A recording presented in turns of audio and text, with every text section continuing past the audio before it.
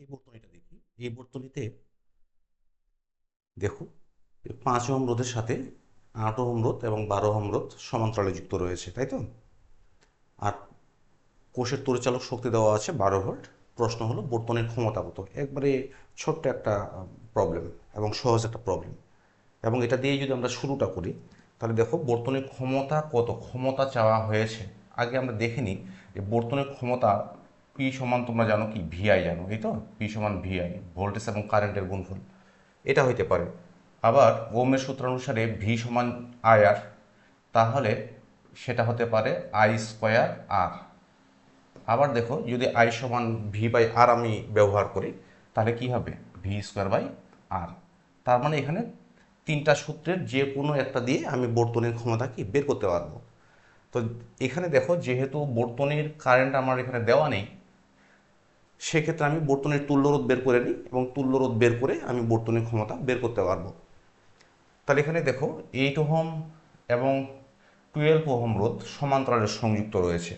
সেক্ষেত্রে তাদের তুল্যরোধ হবে আর পি সমান কত হবে, 1/8 প্লাস 1/12।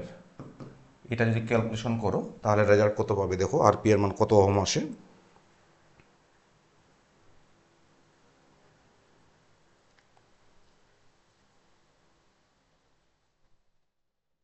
তাহলে এটা রেজাল্ট আসবে 4.8 ওহম।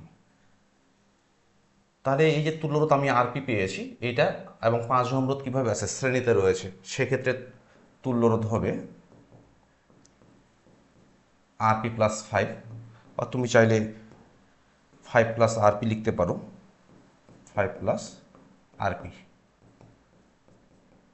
4.8, তাহলে 9.8 ওহম আসলো, এই তো? তাহলে দেখো বর্তনীর তুল্যরোধ আমরা পেয়ে গেছি 9.8 ওহম। এখন আমরা বর্তনীর সরাসরি ক্ষমতা বের করতে পারবো। তাহলে কোন সূত্র দিয়ে বের করতে পারবো, পি সমান দেখো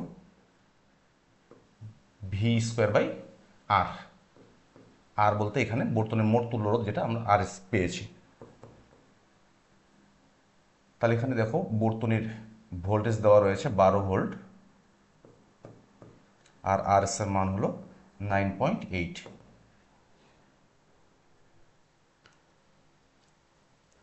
তাহলে 144/9.8,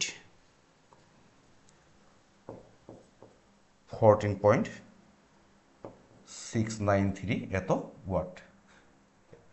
তুমি যদি তড়িৎ প্রবাহ বের করে নাও সেক্ষেত্রে একই রেজাল্ট পাবে।